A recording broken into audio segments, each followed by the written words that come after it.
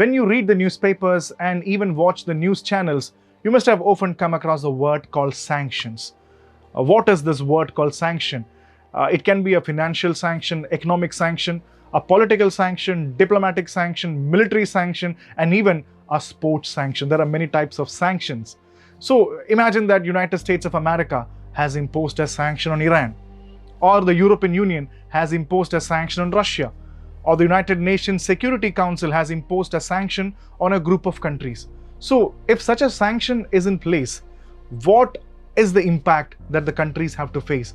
So why do you need a sanction? What are the countries trying to prove? So there are a lot of questions regarding these sanctions. So we'll explain all this in LearnStroke's Explain Wallah with Arjun or Shaankar. We have already discussed about sanctions and different type of sanctions. So the key question comes here: what is sanction? You must understand that sanction can be a group or a set of penalties or an effective tool that one country uses to regulate or punish other countries. So as I said, the word penalty, it can be a set of penalties that one country imposes upon the other countries for an international wrongdoing. Imagine that a country has imposed a sanction on one country, and the country upon which the sanction is imposed must have done an international wrongdoing, say a human rights violation, human rights abuses, or it must have conducted genocides or improper handling of nuclear sources or even terrorism. So if that is an international problem to a group of countries, they will impose, if it is an economic sanction, they will definitely impose some penalties or regulations upon the country which has done the wrongdoing.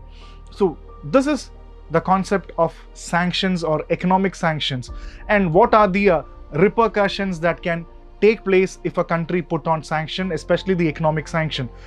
I can give you an illustration. Let's illustrate. Imagine that I'm a country, let's take the country called X. There is a country called X, and this country has gone to war with another country and is not handling its nuclear sources properly, and there is a possible reference of terrorism, nuclear terrorism that can happen from this country called X. And you see that there are other countries, bigger countries, United Nations at this juncture, who take a decision that we are going to impose a sanction on this country called X. And we are imposing an economic sanction, so penalties are going to come up. What will happen in this case? So, or you know that a group of countries, let's call it Y. There can be many countries, a group of countries called Y are putting a sanction on X. What are the likely repercussions that will happen here? You will see that there is going to be an asset freeze. When you see that the sanction has come, it is not only for the country alone. Sanctions can be for the country, not alone for the president or the prime minister or the parliament. It can just for the country, it is for the business houses, the government, and even for the people, individual. Sanctions can apply to all. So Y has applied sanctions on X. This is the scenario that we have. Let's see what can happen. The first thing that can happen is travel ban. Complete travel ban can happen. You cannot travel to all the countries called Y who are imposing sanction. And then the most important word called the trade embargo. What do you mean by an embargo? Embargo is a set where you have a commerce restriction between few countries. So if there is a trade embargo, that means you cannot have trade with the countries called Y. It will be very difficult. So there will be trade embargo, trade restrictions, travel ban, asset freezes, and complete cutoff of diplomatic and all foreign relations or financial relations with the countries called Y. And what can really happen out of this? Imagine that the country called X, we are a very moderately, a medium-sized economy or a medium country with an average per capita income. So basically we are a developing country or even an underdeveloped country with not self-sustaining economy. So we are dependent on so many countries for our trade, export, lot of factors for running this country. That means we are dependent on so many countries, and the countries that happened to impose the restrictions, like the Y countries, we are heavily dependent on those countries for our trade, sustenance, etc. What will happen? Travel ban, very difficult. We will not be able to travel to all these countries. We'll be hardly hit. Trade restrictions. We cannot trade with all these countries. We cannot export. And the most important things will not come from this country. We'll be heavily hit. Asset freezes will happen. And they can even cut down the defense technology that we were used to getting. They can cut down the security. They can cut down the military help, even broadcast, internet, aviation. Our flights will not be able to land in many of the airports of the Y countries. And our aircrafts will suffer badly from that. People will not be able to move. What is happening? This is the real impact of a financial sanction, because the Y countries are very powerful countries and we depend on this country. If they impose such sanction, it is literally very, very difficult to survive under this condition. So this happened to a normal, medium developing or an underdeveloped country.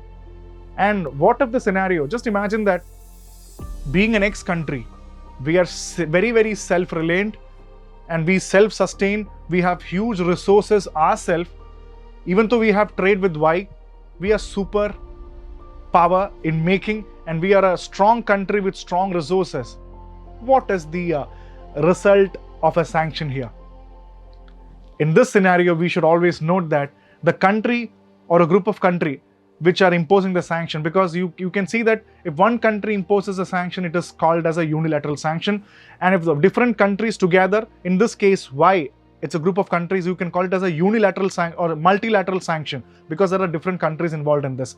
When they impose a sanction upon us, we are also a very powerful country.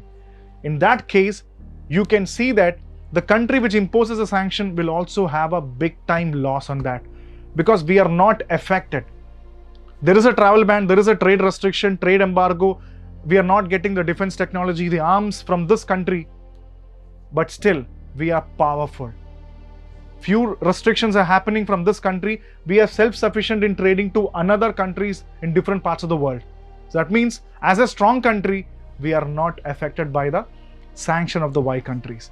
So such scenarios have also existing in the modern day. So sanctions, when a country imposes, doesn't mean that you can crush that country. If that country is a very vulnerable country, definitely you can crush it. If the country is a strong, dynamic power, you will not see that kind of a impact on that country.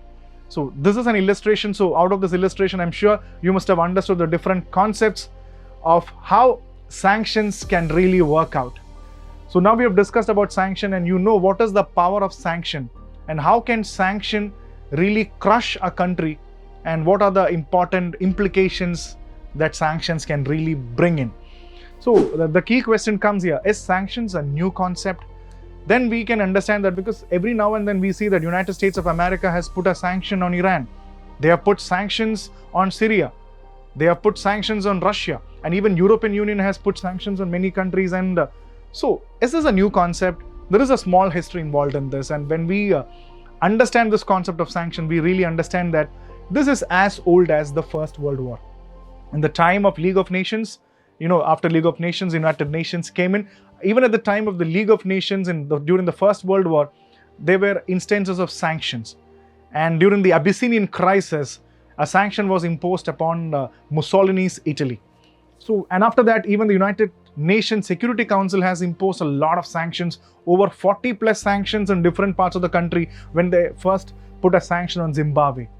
Many of the sanctions were taken back, and even more than 14 to 15 sanctions still exist in many countries.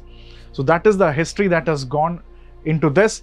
And in the recent, what is the current affair aspect regarding this? Everybody knows that Russia is targeted heavily. A lot of countries, including US, European Union, everybody is targeting Russia, and a lot of sanctions are in place for Russia here. And what are the so-called implications that Russia will have?